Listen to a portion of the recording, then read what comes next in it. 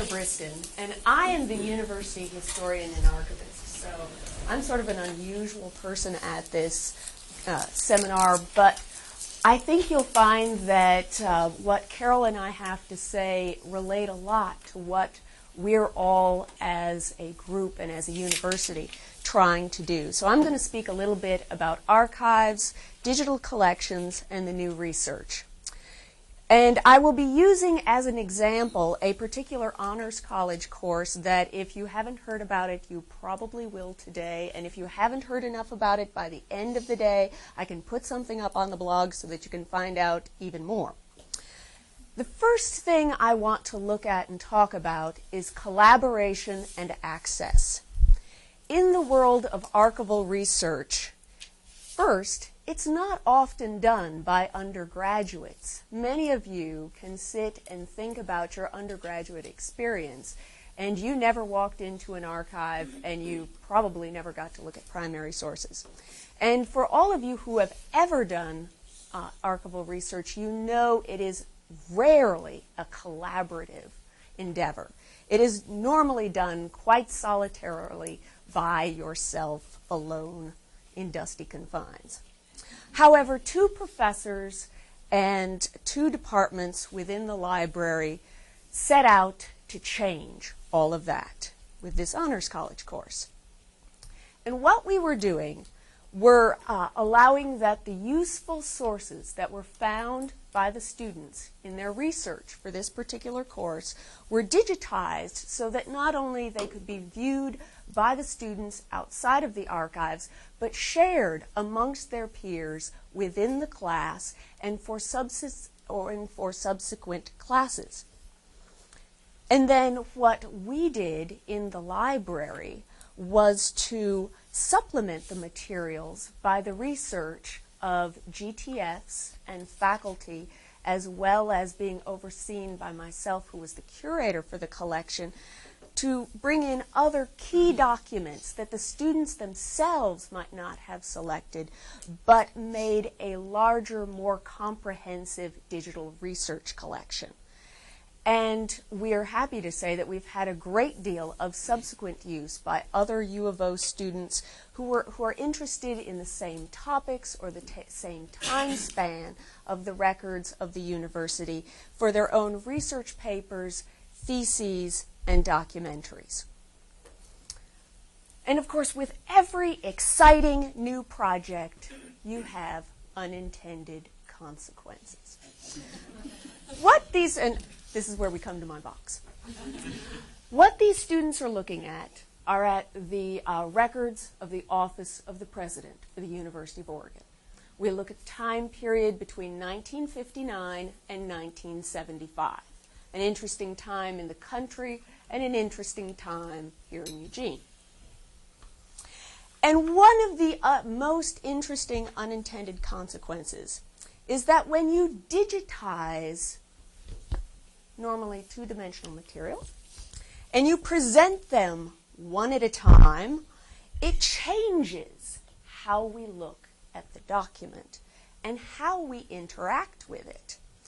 What happens is we go from the merely one of many to something that can be larger than life.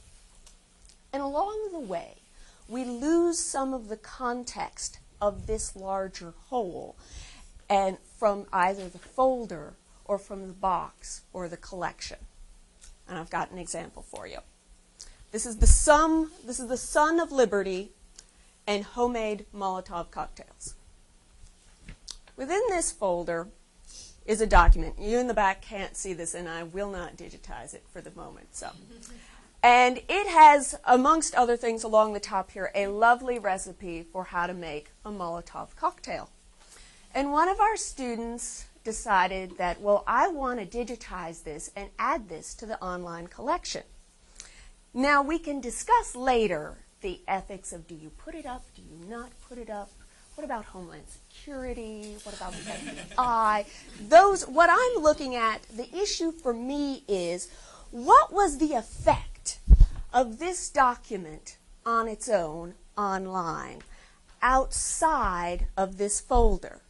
How has this changed how has this loss of context changed its meaning, and as I like to say in a very interesting way, makes this document a heck of a lot more incendiary than it is just in this box. Now, that in and of itself might be a little bit worrisome. But for me, the exciting thing about this little event was that it's the opportunity that it gives us to teach students how to understand the role of a digitized document and what it represents within the context of the rest of the collections that are not digitized, and how it interacts with the rest of the materials within this collection and the other records of the Office of the President. And one of the questions, for example, that this brings up is that, does this document really have anything to do with the Sons of Liberty at all? If you look in the whole folder, there are many questions. In fact, dare say an entire paper that could be done from this one folder.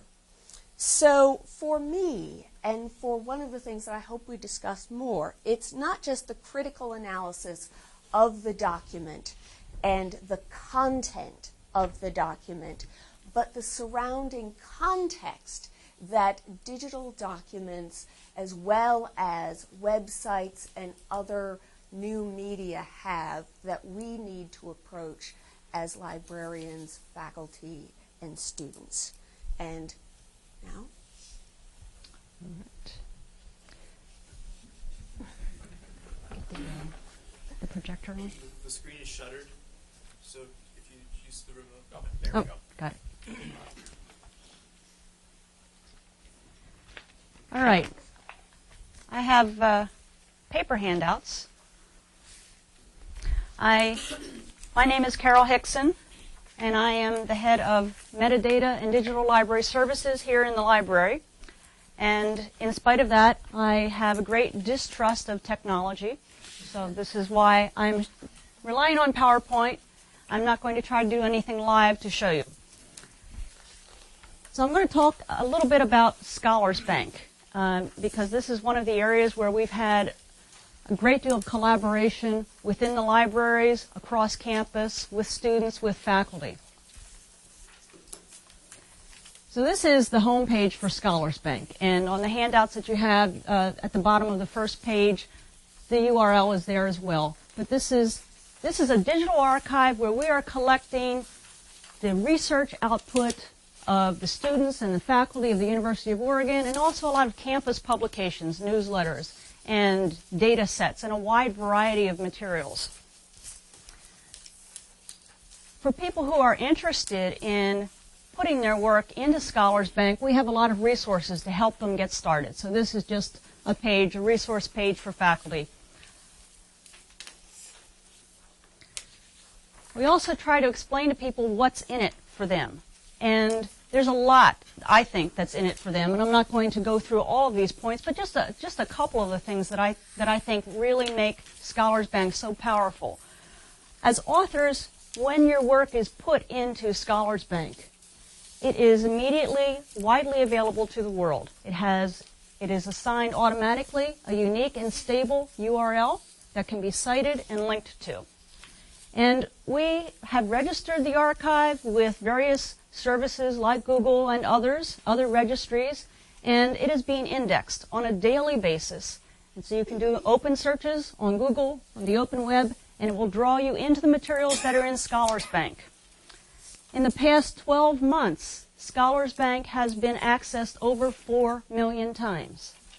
And in over 30% of the cases, the files are actually being opened. So people are not just popping in, they're actually opening files and reading them, or looking at presentations or whatever it might be. Text-based materials, one of the other advantages, if you put some text-based materials into the archive, we run a program every night, so it's full text searchable the next day. That greatly increases the access and the depth of access that you have to these materials. Also, you're relieved of responsibility for preserving these materials yourself. If you put them in this archive, the libraries are taking responsibility for preserving them and making them available for the long term. And then another thing is that whatever you put into the archive receives an immediate date and time stamp. And what that does is it protects your idea. It's a way of saying, in case someone does want to plagiarize, steal your idea, this is a way for you to prove you had this idea on this date and time. Now we have within the contextual information of the archive, we have a testimonial from one of our graduate students, and some of you may know Hillary. Hillary Hart, I'm very fortunate to have Hillary working in my department, and she is now working all of her time on Scholars Bank, so she's a real convert to the process. Hillary recently got her PhD, and I suggested to her that she put her dissertation into the archive, and she put it into the archive in November of 2004. Within, I think, 2 or 3 weeks, she was contacted by the editor of a book who found her dissertation by doing an open search on the topic on Google, was led back into the archive, asked her to write a chapter in this book, and that book has just been published. Now, she says on this testimonial page that her dissertation has been looked at in the archive 730 times. I looked yesterday, it's now, 927 times, compared to 3 circulations of the paper dissertation in the library. So that's a fairly significant difference. We have a lot of student material in the archive, and the student collections, all that we need for student material to be put into the archive is to have faculty sponsorship, an academic department, or an individual faculty member of a particular class. We have, as I mentioned, a lot of different types of content in the archive. So we are sort of have a mirror site for the UO channel, the streaming video.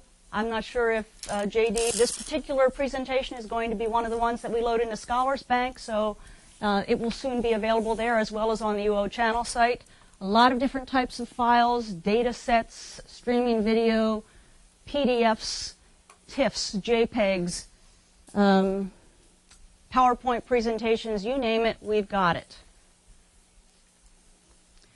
This is the class that Heather was referring to, the Arts and Letters Colloquium.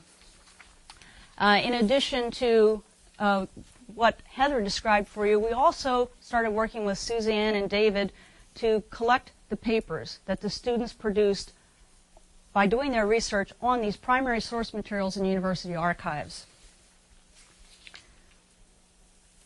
And just to show you, this is one of the papers in the archive.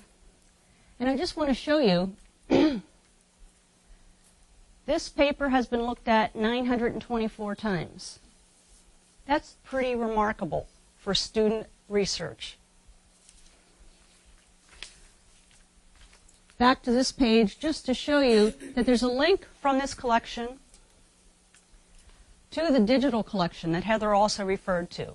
So as the students were selecting materials in university archives to do their research on, we were digitizing them and making them available in this collection. So I'm just showing you here in that search box, I did a search on ROTC. And in this particular collection, that term came up 159 times. This is a digital archive of these materials. Students don't have to now go back and request to handle those paper materials, those original source materials any longer. They can use this archive, and in addition, people around the world can use these materials. So it's greatly increasing access worldwide to this type of material.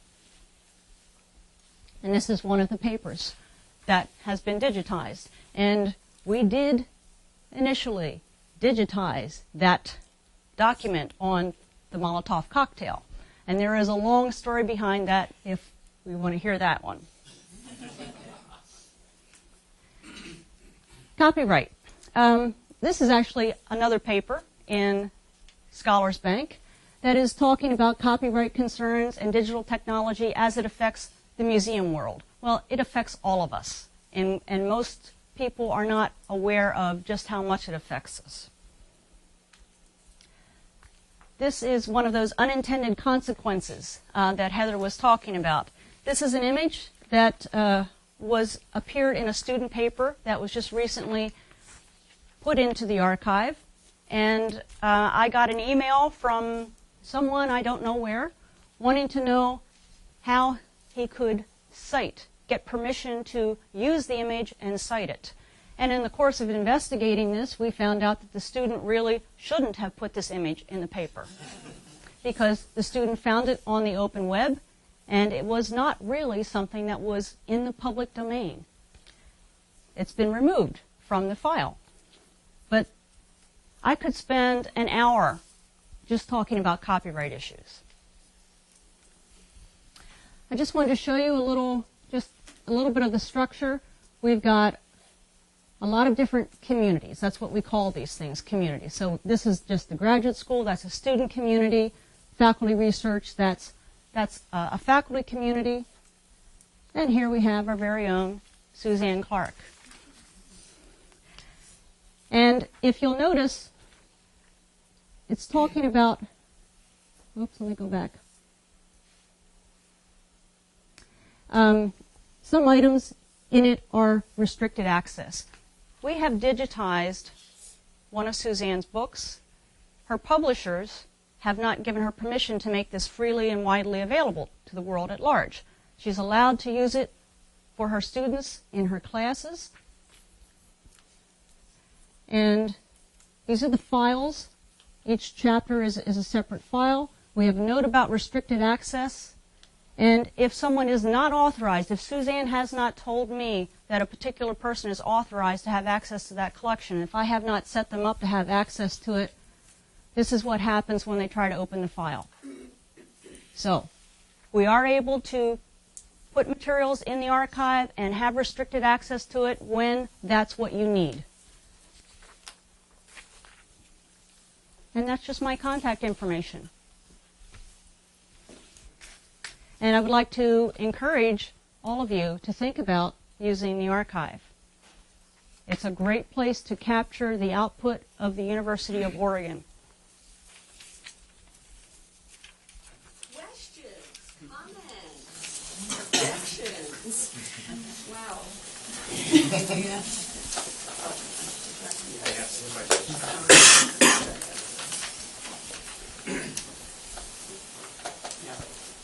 I have a question for you, Heather, but maybe both of you could speak to this. You spoke of what happens when we try to extricate materials from their context in an actual physical archive situation and put them into a digital environment. So my question would be, are there attempts on the digital archive's end to somehow recreate some sense of the context or the provenance of the work? And if so, how does that work out? Or is there a real, is it disparate and there's a real no way to do this? Well, on a certain level, we capture a lot of information. We capture a lot of information about the particular document, what folder it's in, what box it's in, the information about it, so you could look up and find where it should go. However, one thing that I've seen places attempt, and where the real challenge comes in, is trying to get it to visually show you, like, these are all of the documents that are in this particular folder, and this folder is in front of this one and behind this one. That's spatial, right? And people are looking at that and attempting that, but I think absent that, what it really means is that that's what we have to teach people and explain to them. Now, of course, being that it's digitized and on the web, there are a lot of things that, we're not there when they're sitting at home at 2 a.m. in their fuzzy slippers. So that part is lost. But to the extent that we can, and maybe that there are ways, I'm interested in listening to Carol's ideas on this, ways that we can bring in that idea that there is a context and that it is important. And yeah, actually, this is just a brief display that shows you some of the contextual information that we capture or create for all of these materials. And that's where the real-time comes in when you're building a digital collection, is creating that context or trying to create that context. For this particular collection, we've also come up with something that we call, key terms? Yeah. And to group documents together thematically. So in addition to the usual sorts of things of providing subject access and providing a description, all of these words are searchable, are keyword searchable. We also have these key documents and different interfaces to try to provide some context, but like Heather says, we haven't tried to replicate that physical structure, that spatial organization, but more a thematic context. Yeah. You had your arm up first. I want to maybe argue for the productivity of that decontextualization, or rather recontextualization.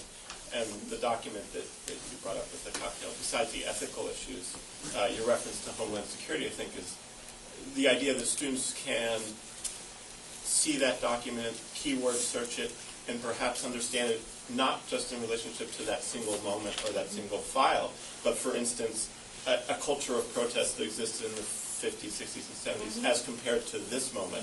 And so those issues, when you keyword search, may come up with something from 1964, but also from something from Homeland Security in 2006.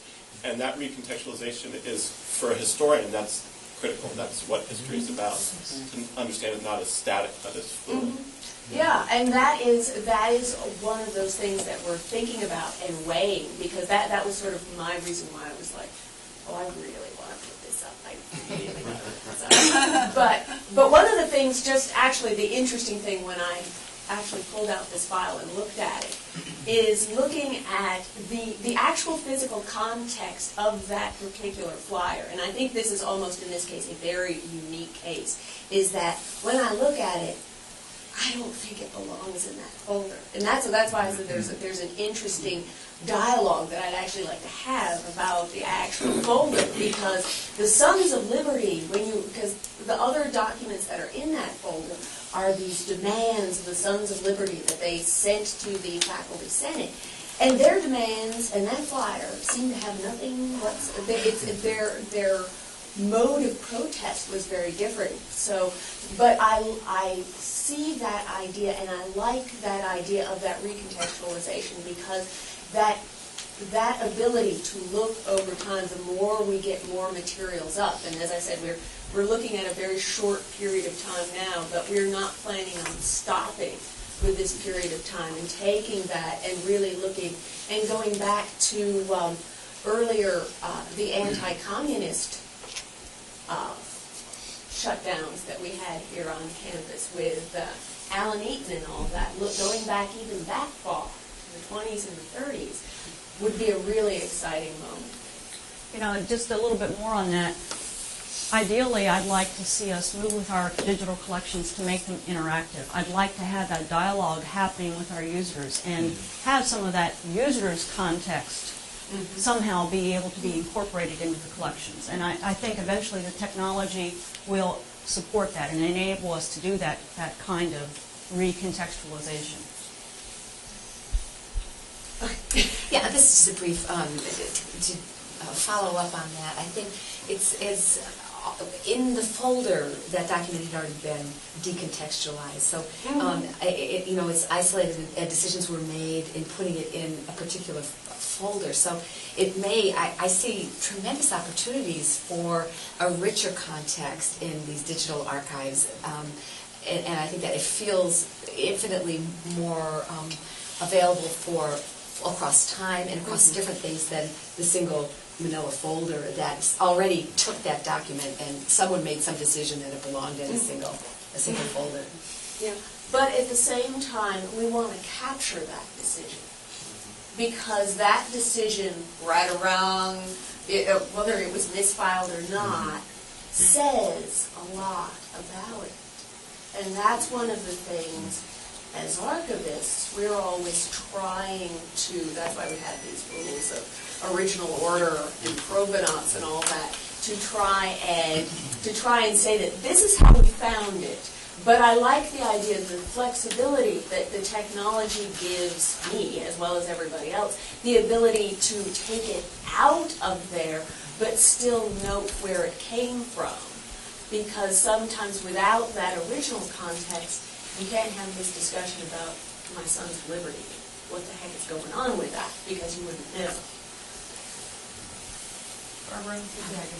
I'd just like to make reference to another digital collection, which I think has an interesting way of showing context. The University of Virginia has a wonderful set of Civil War letters that have all been digitized on a fantastic website. And one of the things that adds context there is that they make the original letter available as an image, so you can see the actual, the way it looked. They take the original letter and they have a text file that keeps the original spelling. And then they take another, present another view of that letter, which has the letter with modern spelling, so that a person who can't understand the archaic or inappropriate, current English spelling, would be able to be able to read it in a contemporary way. And then they take it and they put it in the context of all Union soldier letters. And then they break down into different contexts within, where the person was in the geographic way in the Civil War, and in what time period what year within the Civil War it was. So they give context in a lot of different ways, but you can also pull it away from that context. And I thought that was just wonderful because it made it much more accessible. Yet the scholar who wanted the original could also go to it.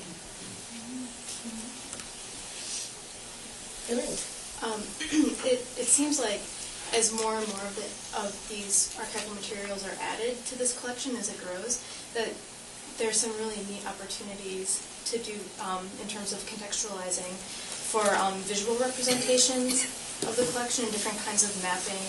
I'm just thinking of fisheye technology where you have small, you see all the documents together and then you can, and little thumb scale, whatever, and then you can draw out the one document that you want to look at, but you still see it in the context of all the other documents. And I know that there are other academic search premier, one of the databases that we're getting is exactly. Yeah. With Graphic technology, they're doing different kinds of mapping where they connect the different resources to each other. Yeah, the great thing about that visual mapping is that I find it so powerful. It's so fast. You can just drill down and zoom in and out without having to go through whatever hierarchy we normally impose in trying to organize materials. Yeah, and there are, tagging, the clouds that you can make when you do tagging. There's so many examples on the web right now of different visual representations of context. That would really be a great thing. Someday. If I could just harken back very quickly to Barbara's description of that Valley of the Shadow project at the University of Virginia, and this is an issue that surrounded that I think a lot of the faculty and aspiring faculty in the room will appreciate, and that's that Will Thomas, who was one of the history professors at UVA who worked on that project, probably would not have gotten tenure had he not already had a book. Even though this Valley of the Shadow project took an enormous amount of scholarship and is an extremely valuable and very widely used resource, one of the most significant digital library types of projects ever created to date.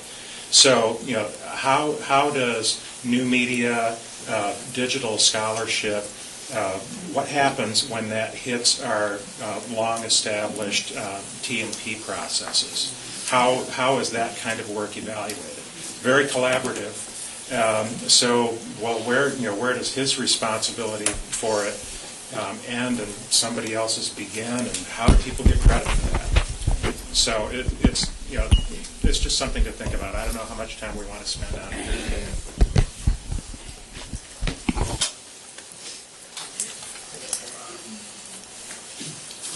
Thank you very much.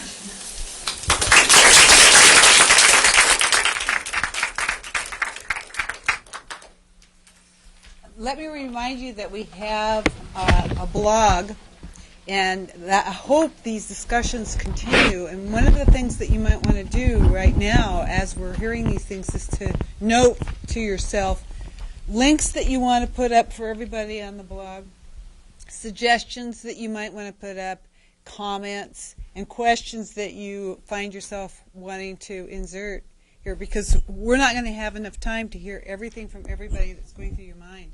And that I find frustrating, and that's one of the wonderful things about blogs, that we can carry on this discussion.